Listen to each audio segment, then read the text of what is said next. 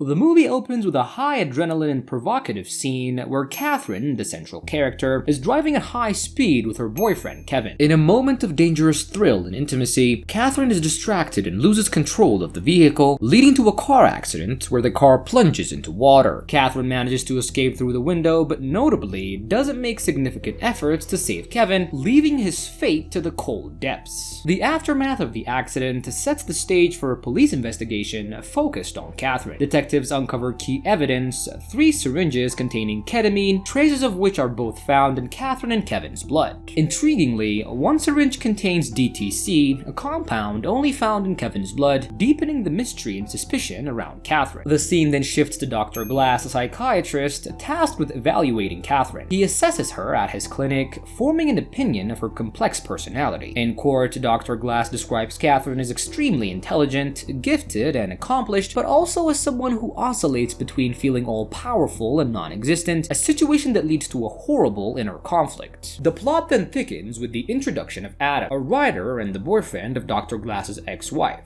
Adam approaches Dr. Glass to discuss Catherine's case and brings up Chislav, a patient of another doctor, Dr. Robert. This mention of Chislav piques Dr. Glass's interest, and he confronts his ex-wife Denise about her discussions with Adam regarding Chislav, to which she denies revealing anything. Wait, hold on. Did you subscribe to our channel? Come on guys, you're here, you're watching the video, help us out by hitting the subscribe button, as it really helps out me and my team to make more videos for you guys. And now, let's get back to the recap. Dr. Glass warns Denise about the dangers of discussing patients, especially one who was involved in the death of his pregnant girlfriend. The narrative takes another turn when Dr. Glass finds Catherine waiting in his office. She wanted to discuss the evaluation and expresses her fears stemming from a reoccurring fantasy that she had before the accident. In this fantasy, she visualizes a woman driving a car with a man, resulting in an accident that kills the man, creepily similar to the real-life accident. Catherine's admission reveals her deep-seated anxieties and possible guilt, leading her to seek psychological treatment with Dr. Glass, and this encounter sets the stage for a complex psychological game, blending reality with fantasy and truth with manipulation. Soon, the narrative takes a twist when Dr. Glass, after conducting a forensic evaluation of Catherine, decides not to continue as her therapist. He explains that the nature of therapy requires a significant level of trust, which could be compromised due to his role in the evaluation. To address this ethical dilemma, he refers Catherine to Dr. Melina, a colleague and friend who runs a clinic in London. However, Catherine expresses a strong preference for continuing her treatment with him, indicating a deeper interest in him beyond professional help. The plot thickens one night when Dr. Glass, in the middle of an intimate moment with a woman, receives a distressing phone call from his ex-wife. He rushes to this scene, which happens to be at Adam's place, where he is met with a horrifying sight. His ex-wife is visibly shaken and terrified, having found Adam hanging naked, and it looks like he offed himself. This shocking discovery leaves Dr. Glass stunned, and he immediately contacts the police. The following morning, the storyline takes another turn as Dr. Glass finds Catherine waiting in his office. She unexpectedly brings up the death of Adam and his ex-wife Denise, and Dr. Glass is taken aback not only by her knowledge of the incident, but also by her revelation that she and Adam were occasionally intimate. This connection between Catherine and the deceased Adam adds another layer of intrigue to the unfolding mystery. As the investigation into Adam's death progresses, Roy, the investigator, approaches Dr. Glass for insights about the case. The interaction highlights the increasingly complex web of relationships and events surrounding Dr. Glass. In a subsequent conversation with Dr. Melina, Dr. Glass discusses the situation. Melina expresses concern over Dr. Glass's involvement with Catherine, fearing that he might be developing personal feelings for her. She advises him to terminate the therapy sessions, and Dr. Glass informs her that Catherine had already stopped attending the sessions. In response, Melina urges Dr. Glass to direct Catherine to her if she wants therapy. In a pivotal moment, Dr. Glass encounters Roy outside his office, and Roy reveals that Denise, Dr. Glass's ex-wife, has accused him of lying during the Chislav inquest. Shocked and angered by the accusation, Dr. Glass confronts Denise at a party. He questions her about her claims and whether she's trying to ruin his career, and Denise, feeling infuriated, responds by saying that Catherine was right and that Dr. Glass was very narcissistic and he thinks that everything is about him. He's taken aback by Denise's mentioning of Catherine's name and warns Denise about Catherine's potentially dangerous nature. However, Denise, consumed by anger, shouts at Dr. Glass and hastily leaves the party. He was concerned and very confused, and he follows Denise, but he loses her. He then searches frantically, eventually finding her in the bathroom, brutally slaughtered.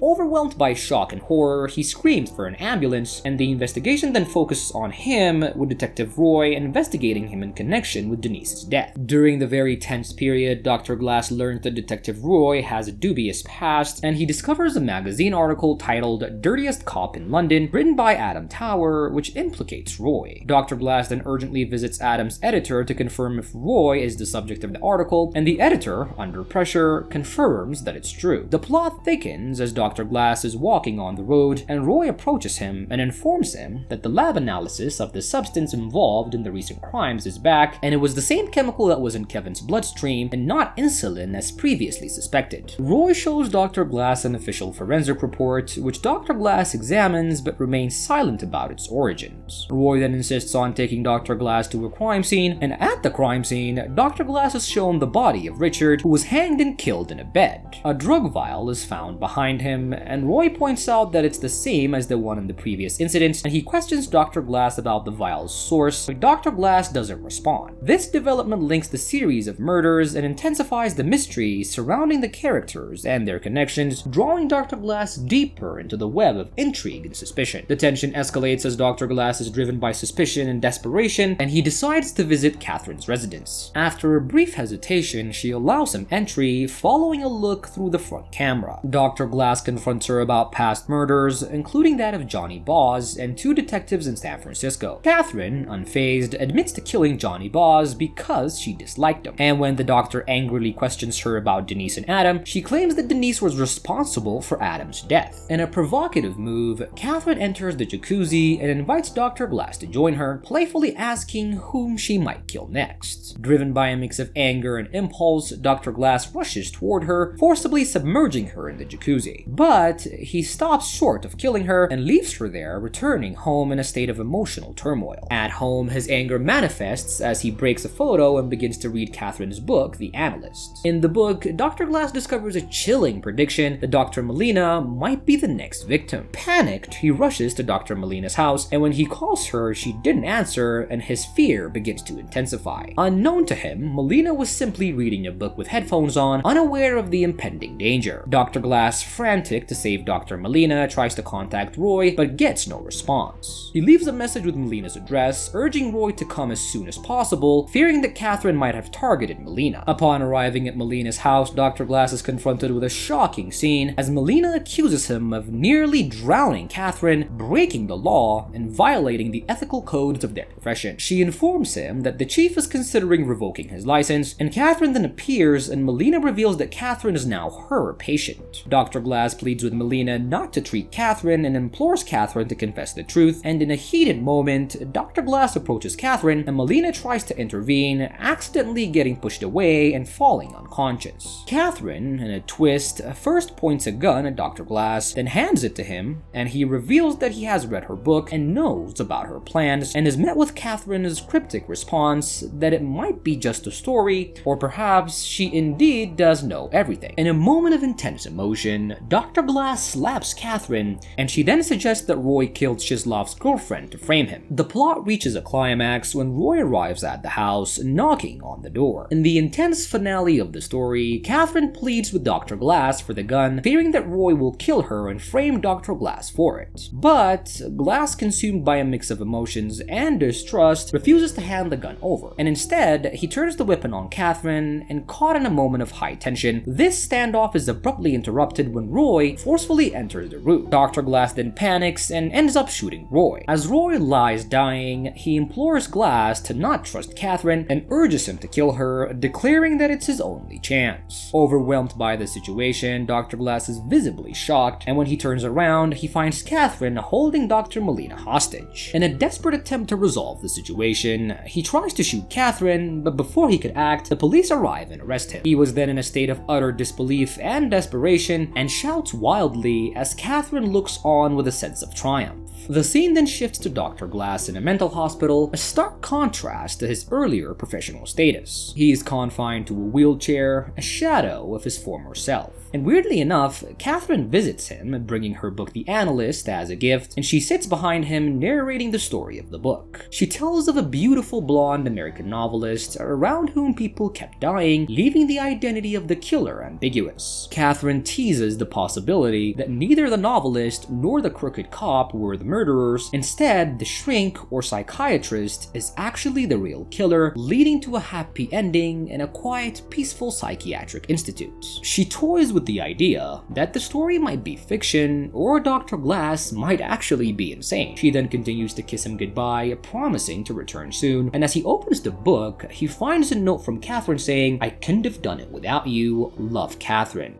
I hope you guys enjoyed the recap. Make sure to leave me a like, leave a comment, also subscribe to my channel. I love you guys so much and I promise to see you on my next recap. Bye!